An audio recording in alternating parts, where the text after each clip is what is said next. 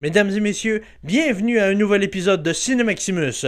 Je suis votre animateur Maxime Morancy et aujourd'hui, c'est une vidéo très spéciale. Je n'ai pas mis mon chandail de Star Wars épisode 8 pour rien parce qu'aujourd'hui, on parle de mauvais films. Ce n'est pas une nouvelle édition des Losers Awards, mais plutôt une suite à ma vidéo des meilleurs films de 2021. Je vous présente aujourd'hui les flops de 2021.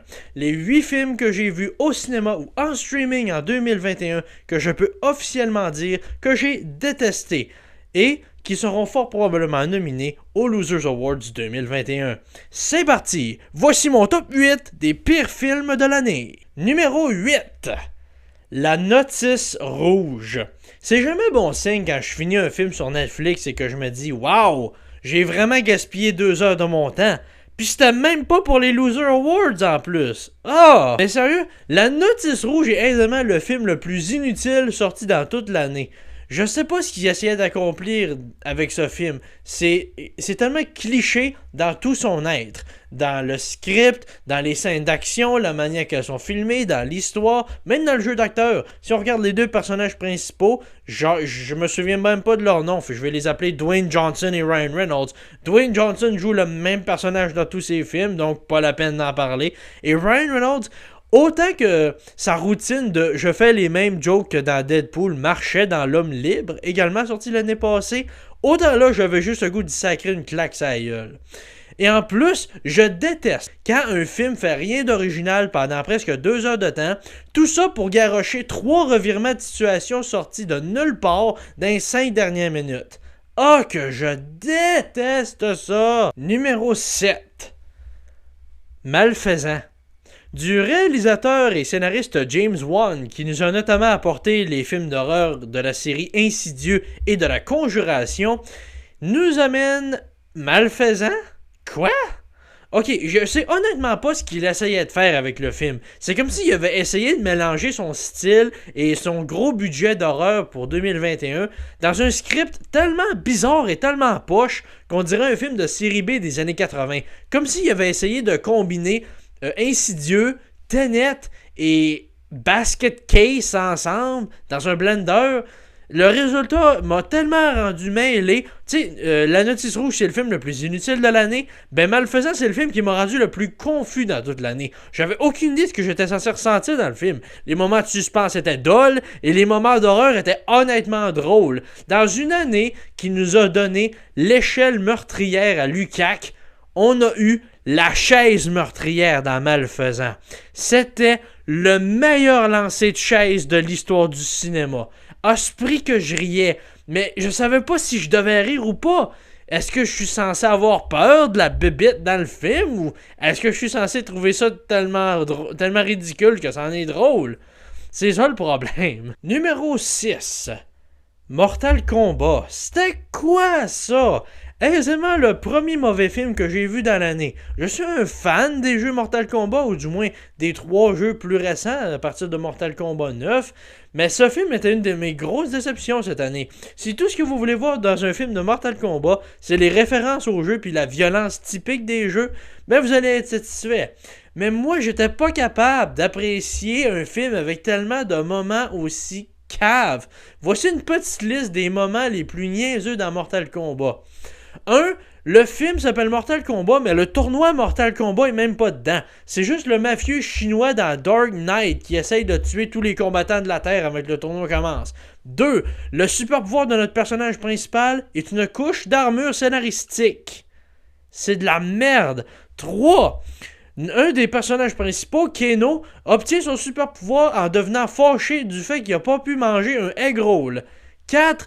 Notre personnage principal est tellement nul à chier que le leader de nos héros, le dieu Raiden, lui dit « T'es nul, va-t'en ». Puis je me suis dit « Oui, les nuls, donnez de la place aux autres personnages ». Pour la prochaine entrée, c'est-à-dire le numéro 5, je vais faire une exception à la règle parce que je suis un grand fan de DC Comics et cette année, ils ont fait un film d'animation qui m'a tellement mis en colère qu'il fallait que j'en parle. Au numéro 5, nous avons Injustice. Pour ceux qui l'ignoraient, je suis tombé en amour avec tout l'univers de DC Comics et même le multivers au complet. avec les jeux vidéo de la série Injustice, les dieux sont parmi nous, débutant en 2013. Ces jeux-là sont parmi mes jeux préférés. Alors quand j'ai appris qu'ils allaient faire un film d'animation sur le thème de l'histoire et de l'univers d'Injustice, je me suis dit, ben ça va être de la bombe!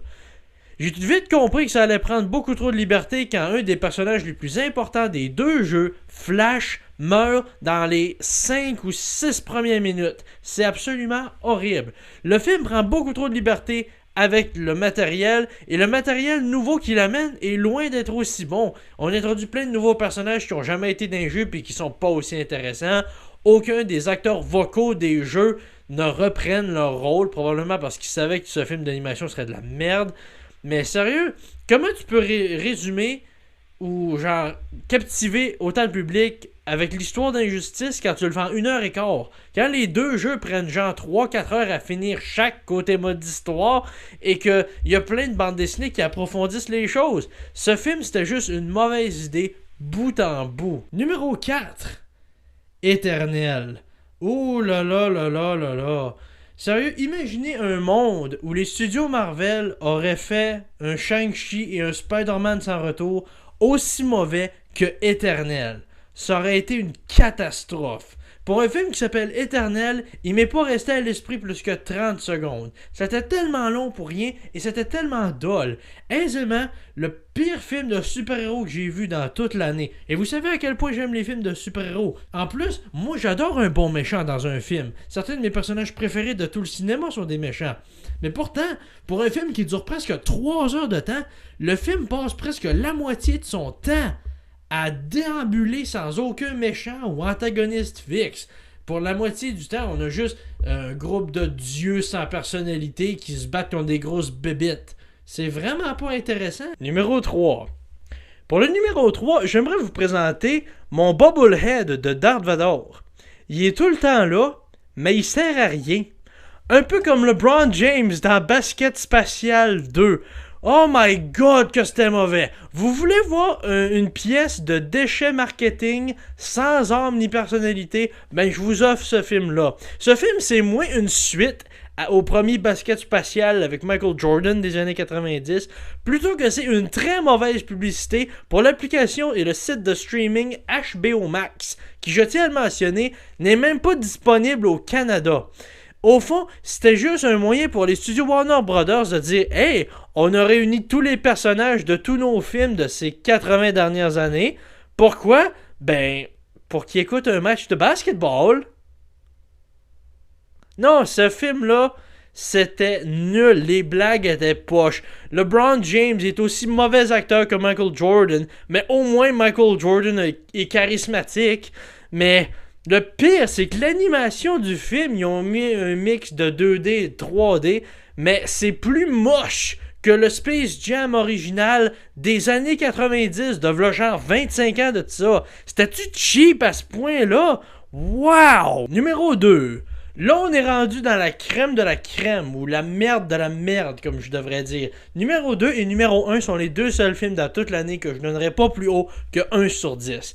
La note la plus minimale, la plus nulle. Les films les plus poches que j'ai vus dans toute l'année. J'ai même inversé les numéros 2 et numéro 1 à la dernière minute, parce que je me suis dit, les deux sont aussi poches l'un que l'autre, mais le numéro 1 est plus offensant. Donc au numéro 2, nous avons Maman, j'ai raté l'avion, ça recommence.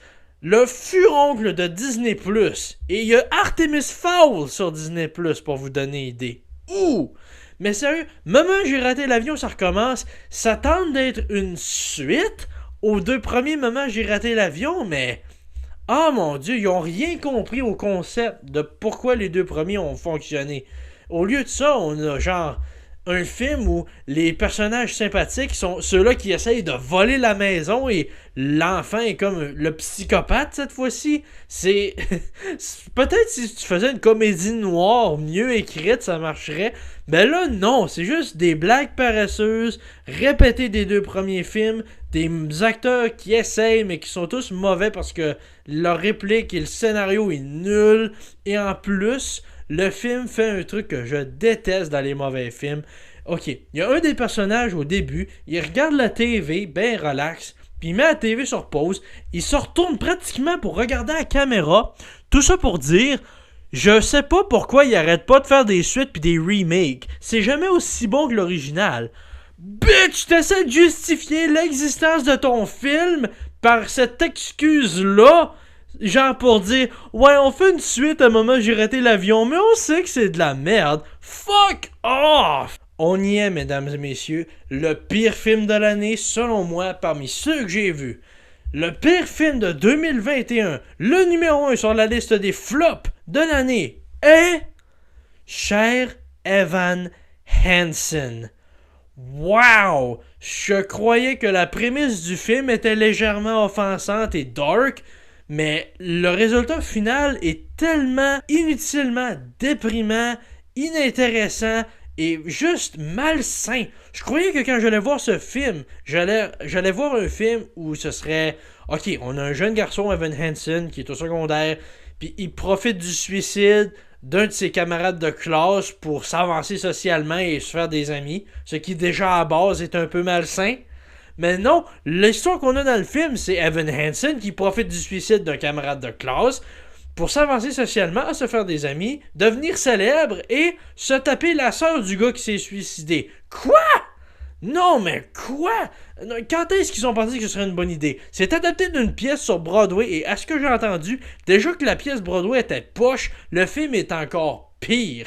En plus, disons que l'acteur principal qui joue Evan Hansen, qui le joue aussi à Broadway, Ben Platt, porte très bien son nom de famille. Sa performance est tellement dolle. Je veux dire, le gros du film n'a aucune chorégraphie de ce nom ou aucun dynamisme dans les chansons. C'est juste telle personne est assise à une table et chante alors qu'elle est déprimée. Ou telle personne est assise sur un sofa et chante alors qu'elle est déprimée. Ou telle personne marche et se met à chanter alors qu'il ou elle est déprimée. Sérieux, le film, ça m'a mis down. Mais c'était censé être l'objectif, c'est censé être un drame. Mais c'était pas bien réalisé, c'était pas bien fait comme drame. Et en plus, oh mon Dieu Seigneur, qu'est-ce qui est arrivé à Ben Platt pour le film? Ils ont genre mis, je sais pas moi, 12 livres de maquillage dans sa face puis mis une perruque LED pour essayer qu'il ait l'air plus jeune. Mais au final, il a même plus l'air d'un... Déjà qu'il avait pas l'air d'un adolescent à base. Là, il ressemble à une statue de cire de lui-même. Et dans certaines scènes où il faut qu'il y ait plus d'émotion, on dirait une statue de cire en train de fondre. Une histoire où le personnage principal d'une comédie musicale et le méchant, ça pourrait être intéressant, mais dans le cas de ce film, ça rate tellement la cible et c'est tellement botché. La dernière fois que j'ai vu quelqu'un où t'as raté la cible que ça, c'est dans le Star Wars original quand Greedo rate Han Solo alors qu'ils sont assis à la même maudite table. Evan Hansen, cher Evan Hansen, c'est toi le pire film de toute l'année. De ce que j'ai vu jusqu'à maintenant. Merci d'avoir été là avec moi pour ce décompte des flops de 2021. J'ai hâte de voir si Evan Hansen va remporter le Loser Award du pire film de 2021. Va falloir que j'en écoute plus que ça pour faire mes nominations. Mais ça va être bien dans le futur. Prochainement, avec la réouverture des cinémas, je compte en voir. Est-ce que je vais faire des vidéos là-dessus? On verra s'ils sont assez intéressants et que j'ai assez de choses à dire. Et sinon, je prépare les Loser Awards pour l'année 2013. Ça devrait s'en venir dans les prochains mois. Merci d'avoir été là à l'écoute avec moi. Je suis Maxime Morancy pour Ciné Maximus. Et bonne écoute et bon cinéma. Bye bye!